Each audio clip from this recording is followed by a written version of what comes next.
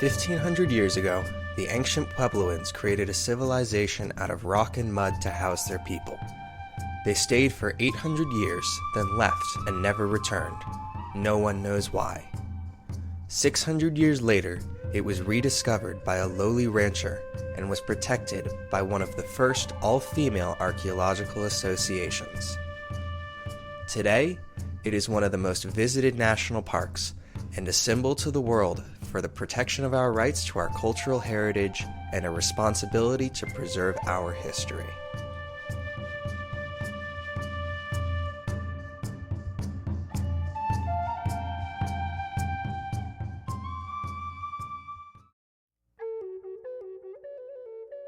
"1,500 years ago, the Anasazi people abandoned their nomadic way of life and settled in what would become southwest Colorado, Arizona, and New Mexico. Little is known about the Anasazi.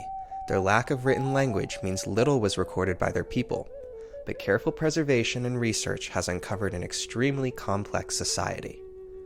Part of their sophistication was their architectural skills.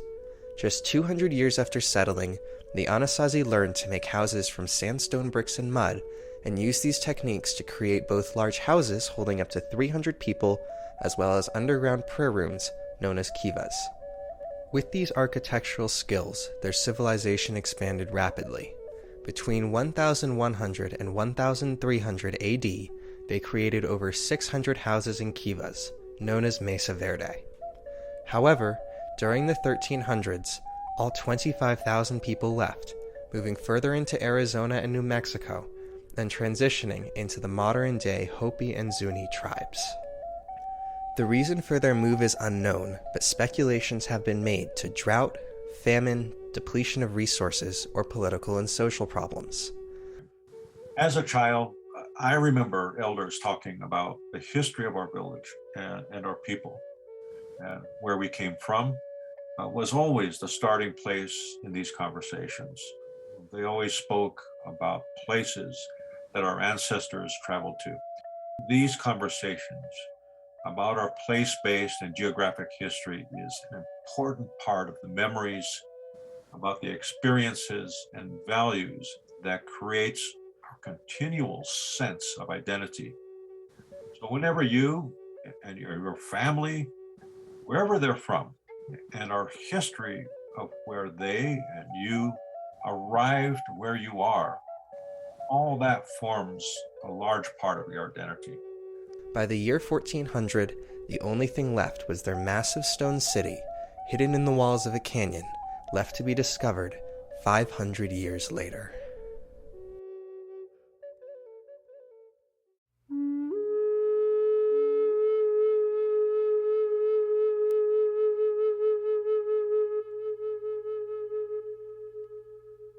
Throughout the beginning of the 1800s, the area around Mesa Verde remained mostly unexplored, except for a few small Spanish missions in the late 1700s.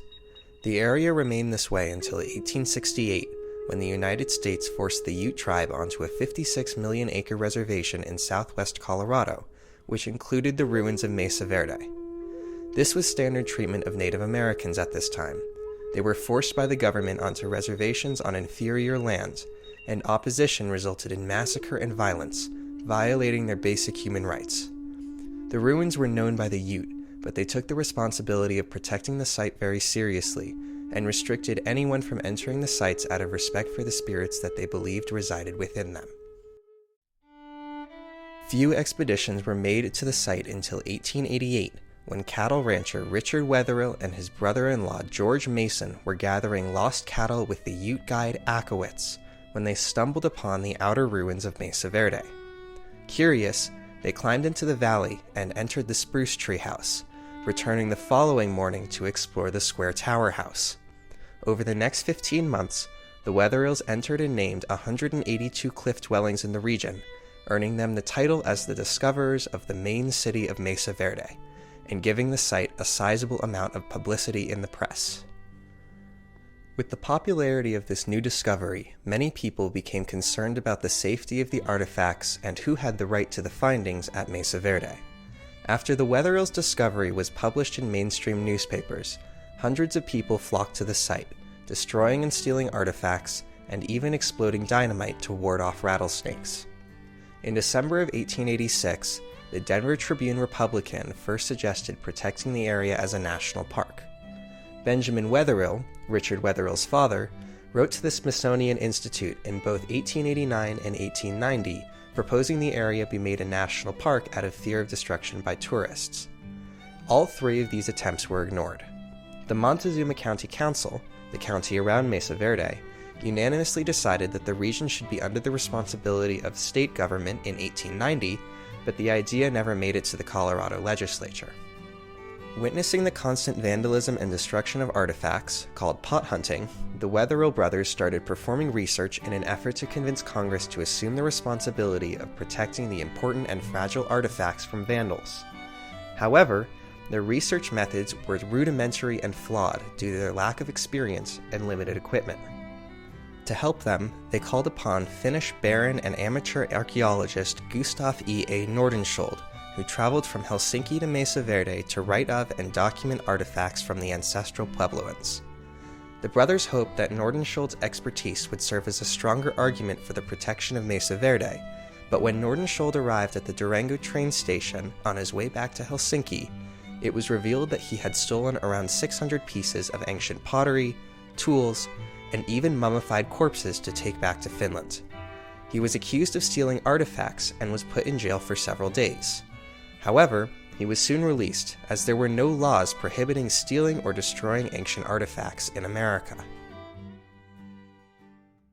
In a contrasting attempt to convince Congress, journalist and historic preservationist Virginia McClurg founded the Colorado Cliff Dwellers Association of Women, an all-female archaeological association that took it upon themselves to assume the responsibility of protecting Mesa Verde from pot hunters and thieves, as well as helping the Hopi and Zuni tribes to regain the rights to their ancestral lands.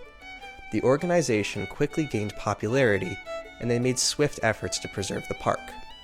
In 1901, they performed their first attempt to convince Congress to form a national park over the area, which ultimately failed. It took 6 bills and 5 years to get noticed by Congress, but in 1906, President Theodore Roosevelt signed 2 pivotal bills into law. The first, the 1906 Antiquities Act, banned stealing or destroying historical artifacts on government-owned land, and the second created Mesa Verde National Park to preserve the works of man, the first national park created solely to preserve human history. The success of the CCDA's efforts was massive. The government had assumed responsibility for the protection of historical artifacts, preserving the rights of Hopi and Zuni tribes to honor their ancestors and keep the history and culture of the Anasazi alive. Unfortunately, the Ute tribe was not so lucky. Similar to other tribes at the time, they were denied their rights to their land, forcefully moved off their reservation into New Mexico by military force, receiving little compensation and no say in the decision. This represents the stark difference between the government's responsibility for the protection of one native tribe, but the violation of the rights for another. Over the next century, government-funded missions helped preserve Mesa Verde and discovered new findings about the ancestral Puebloans. During the Great Depression, the Civilian Conservation Corps sent a band of men in need of work to Mesa Verde to help restore it, which was successful, and in 1958, the Wetherill Mesa Archaeological Project became one of the largest conservation efforts in American history. At present day, there are almost 5,000 archaeological sites in Mesa Verde National Park, and the Hopi and Zuni tribes, the descendants of the ancestral Puebloans, are honored in ceremonies within the park and perform traditional dances in and around Mesa Verde. I feel connected to Mesa Verde. My ancestors were from here. I feel connected to them not only biologically, but emotionally and spiritually. The park became a model for the protection of other Native American historic sites, such as Chaco Canyon, Canyon de Shelly, and the historic Pecos Pueblo.